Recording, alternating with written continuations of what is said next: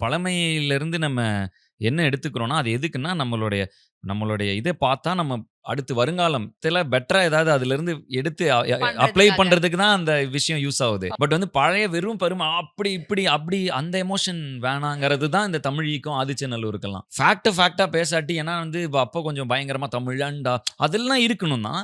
But வந்து அது வந்து வேற இடத்துக்கு எடுத்துட்டு போயிறக்கூடாது. ஓகே. அந்த ட்ராக் மாற மாரி மா இருந்தோனே, யூ ஜஸ்ட் ஸோ கொஞ்சம் எவால்வ் ஆயி இப்படி பண்றோம் கன்டென்ட். ஓகே. இது ஒரு டைம் ஆகுங்க. எப்ப இது மக்களுக்கு தேவையோ அப்பதான் மக்கள் அத எடுத்துப்பாங்க. Okay, okay. ஸோ வந்து மக்கள் நம்மள எப்படி பார்க்குறாங்கங்கிறத தாண்டி, நம்ம என்ன பண்ணிட்டு இருக்கோங்கிறத தெளிவா பண்ணிட்டு இருக்கோமா? Okay, okay. இது வந்து சில பேருக்கு இம்பாக்ட் ஆயிட்டு தான் இருக்கும்.